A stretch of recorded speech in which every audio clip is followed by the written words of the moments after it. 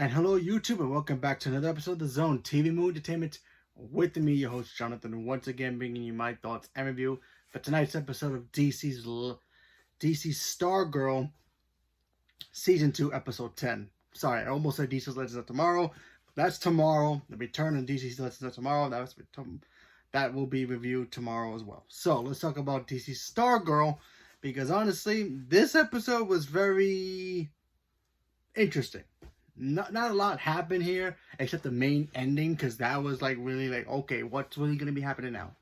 So we all know that Courtney and the team are pretty much still in the point of like there is no team anymore. And now that the fact that Courtney at the end of last week's episode finding out that Pat and the JSA pretty much lied, the fact that they killed a person to stop Eclipso the first time he came out, and that pretty much separated the entire team from pretty much being a team.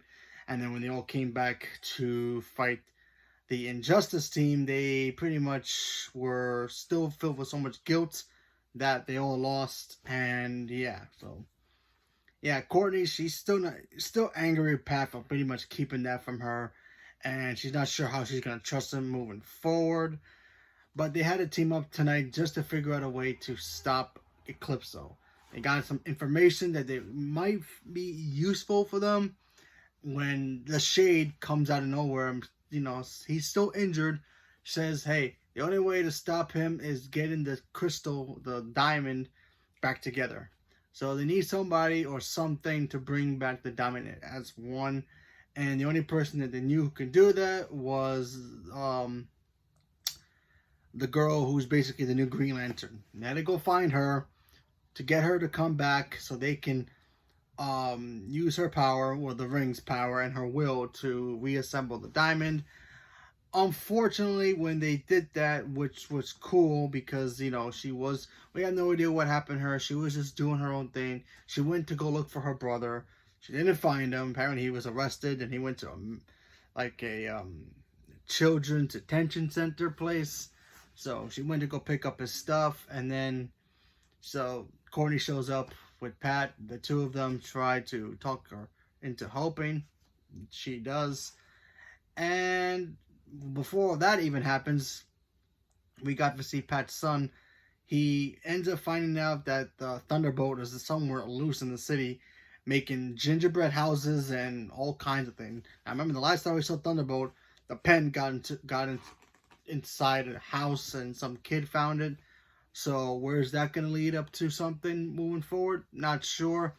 But I thought that was pretty interesting that Thunderbolt just basically made a gingerbread house out of nowhere, and people started staring and pointing. So that was kind of cool. And then, of course, the very end of the episode, we got to see Courtney get abducted by Eclipso. When the diamond came back, it pretty much helped the Shade get his powers back and also heal himself, which pretty much Ted says that, you know, the Shade, he's still a villain. He's going to be a villain even after they defeat Eclipso, which is not surprising to me. But, yeah, I thought that was a pretty interesting little twist that, you know, he was going to betray them. I mean, I knew he was going to betray them eventually. I just didn't think until, like, okay, defeat Eclipso. That way, one bad guy doesn't have to worry about an even bigger bad guy coming in messing with his plans. So I was like, okay, ain't gonna happen right away, but I guess I was wrong. He shows up. He does help the team to pretty much do his bidding, you know, for his benefits, and it worked. Eclipso shows up, kidnaps Courtney pretty much the same way that he kidnapped Cindy and dragged her into the dark realm or something, which I would assume we're gonna see Cindy in next week's episode, and the team is gonna have to figure out a way to get not only Courtney out, but also Cindy out, because I'm pretty sure Cindy is still alive. I don't think they're gonna kill this girl yet, but we have to wait. But still fun episode, very shocking little twist. The fact that bringing the ending, having Courtney go into that other dimension or wherever it is, and now we have to wait to see what happens and see how she gets out of it. And we still have no Yolanda, and we don't have the Hour guy, so it's just Beth now. And Pat, and of course the Green Lantern girl, and of course Pat's son. and Barbara. That's the only ones that are left, and now we have to wonder what's going to happen moving forward. So leave me a comment below. Let me know what you guys thought about it, and stay tuned for more. Thank you very much, and have a good night.